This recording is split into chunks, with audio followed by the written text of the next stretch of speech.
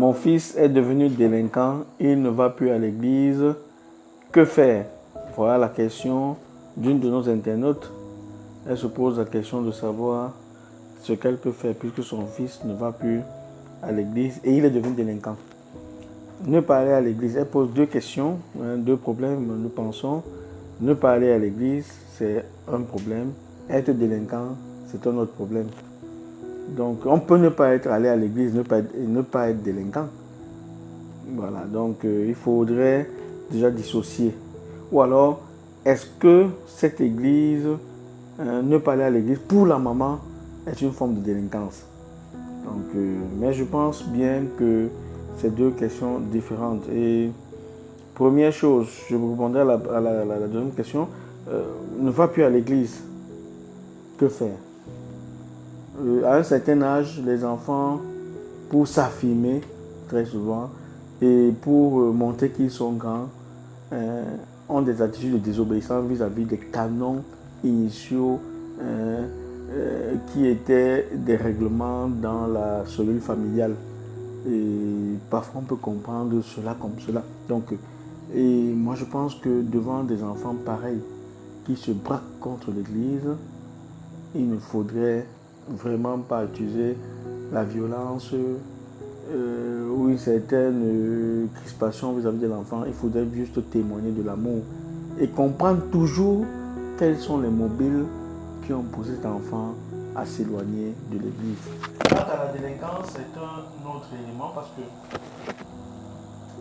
je causais avec une dame qui un jour venait dans mon bureau et qui me disait: mon père, je ne sais vraiment pas ce que j'ai fait au bon Dieu. J'ai eu 4 enfants, les 3 premiers, je les ai éduqués et tout s'est bien passé.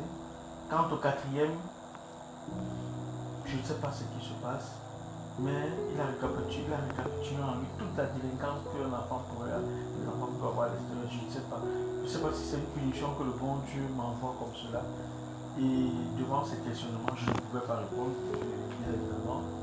Mais quelques mois, un an après, et même dans ses interrogations, elle a trouvé la réponse. La réponse était celle-ci: l'éducation de l'enfant, certes, requiert de l'encadrement que les parents leur donnent, mais c'est également une question de grâce.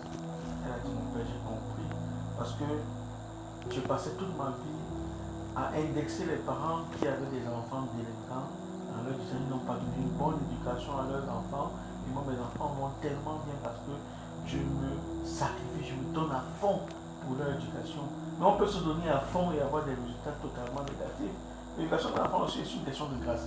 Et c'est pourquoi les parents doivent apprendre à prier pour leurs enfants, apprendre à accompagner leurs enfants, à trouver des bons moyens, des bons canaux pour leur éducation, mais surtout à prier pour leurs enfants. Nous vivons dans un monde où le mal rôde, où les enfants sont confrontés à des propositions immorales qui courent les rues. Et donc, on a besoin, c'est de les protéger vis-à-vis de ça, mais aussi de beaucoup prier pour eux, afin qu'ils prennent vite conscience de ce fait qu'ils sont de famille chrétienne et qu'ils ont le devoir de vivre en chrétien. Et là, c'est parfois par pure grâce et demander au Seigneur de leur accorder cette grâce. Et de ne pas être dans une certaine vision hautaine vis-à-vis de ceux qui n'ont pas des enfants, qui ont des enfants délinquants et que nos enfants ont de la grâce. Ne pas avoir une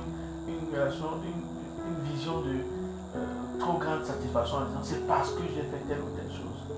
Mais d'avoir une relation d'humilité vis-à-vis de Dieu en disant: Seigneur, je suis dans la reconnaissance de ce que tu as permis que mes enfants soient des enfants qui sont tels. Donc, les enfants délinquants, priez pour eux. Les enfants délinquants, témoignez-leur de votre amour, témoignez-leur de votre amour. Les enfants délinquants, cherchez à les accompagner et en demandant le secours de la grâce de Dieu. Que le Seigneur bénisse, le Père, le Fils et le Saint-Esprit.